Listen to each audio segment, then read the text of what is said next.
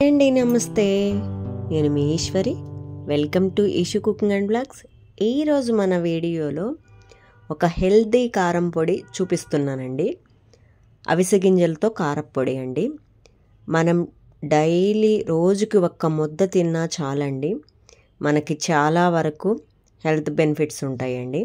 And అదేవిధంగా మనకి hair loss problem అయినా, డయాబెటిక్ అయినా, ఈవెన్ బీపీ, షుగర్ ఇలాంటివి ఏవైనా సరే ఇలాంటి రెసిపీని మనము చేసుకొని స్టోర్ చేసేసుకొని డైలీ ఒక్క స్పూన్ వేసుకొని వేడి వేడి అన్నంలో నెయ్యి వేసుకొని తిన్నామంటే చాలా హెల్త్ బెనిఫిట్స్ ఉంటాయండి.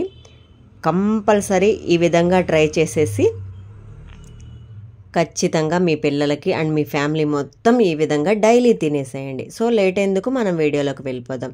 ఫస్ట్ స్టవ్ వెలిగించి ప్యాన్ పెట్టేసుకొని ఒక మందపాటి కడాయి పెట్టేసుకొని ఈ విధంగా అవిసె గింజలండి 1 కప్పు తీసుకోండి. మీకు ఏ కప్పుతో అయితే యూస్ చేస్తున్నామో అదే కప్పుతో ప్రతి ఒక్కటి మెజర్మెంట్స్ చేసుకోండి.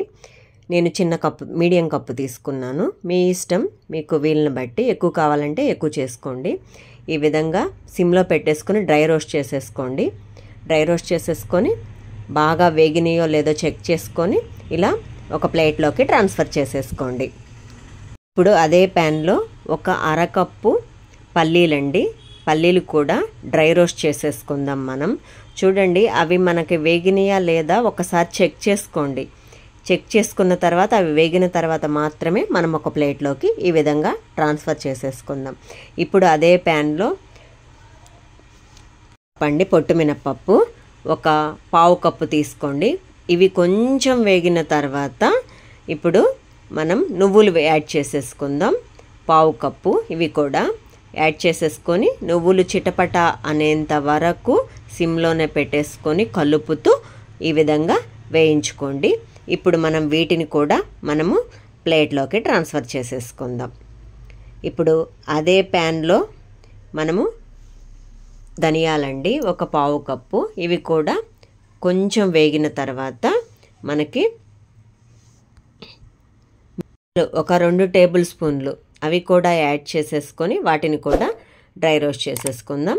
ఒక 1 టేబుల్ స్పూన్ జీలకర్ర అది కూడా వేసుకొని ఈ విధంగా కలుపుకుంటూ ఎక్కడా మాడకూడదండి ఈ స్పైసెస్ వేయించుకొని ఒక 1/2 స్పూను మెంతులు కూడా యాడ్ చేసేసుకొని ఒక్కసారి కలుపుకొని ఈ విధంగా వేయించుకొని దీన్ని మనం టర్న్ ఆఫ్ చేసేసుకొని ఈ విధంగా అదే ప్లేట్లోకి ట్రాన్స్ఫర్ చేసేసుకుందాం.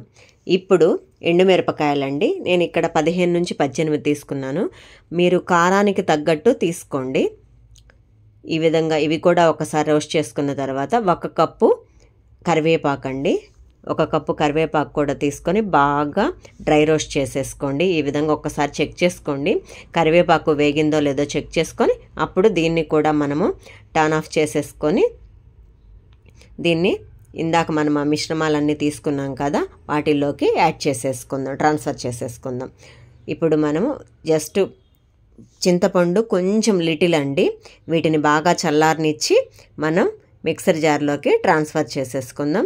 చల్లారేటప్పుడు మాత్రమే వీటిని యాడ్ చేసుకోవాలండి. ఇప్పుడు దీనిలోకి సరిపడా, టేస్ట్కి సరిపడా సాల్ట్ యాడ్ చేసేసుకొని, ఇక్కడ నేను రాక్ సాల్ట్ యూస్ చేస్తున్నాను. మెత్తటి ఫైన్ పౌడర్గా ఈ విధంగా బ్లెండ్ చేసేసుకోండి. దీన్ని మనం ఒక ప్లేట్లో కానీ ఒక బౌల్లో కానీ తీసేసుకుందాము. ఇలా తీసుకున్న తర్వాత నేను ముందుగానే ఒక 2 వెల్లుల్లి పెద్ద పాయలు అయితే 1, చిన్న పాయలు అయితే ఒక 2 యాడ్ చేసేసుకొని మిక్సీ పట్టేసుకొని దాన్ని ఈ పౌడర్లోకి యాడ్ చేసేసుకొని ఈ విధంగా మనము చేత్తోటే కలుపుకుందామండి. కలుపుకుంటే ఈ మసాలా మొత్తం ఆ స్పైసెస్కి మొత్తం పడుతుంది. దీన్ని మనం ఒక 1 మంత్ స్టోర్ చేసుకోవచ్చండి. అదేవిధంగా ఫ్రిడ్జ్లో కనుక పెట్టుకున్నామంటే 2 మంత్స్ వరకు స్టోర్ ఉంటుంది అండ్ ఫ్రెష్గా కూడా ఉంటుంది.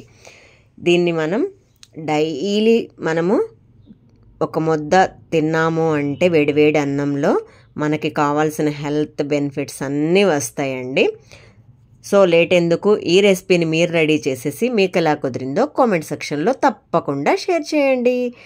అండ్ ఇలాంటి మంచి మంచి రెసిపీస్ కోసం మన ఛానల్ను తప్పకుండా సబ్స్క్రైబ్ చేయండి. Thank you for watching.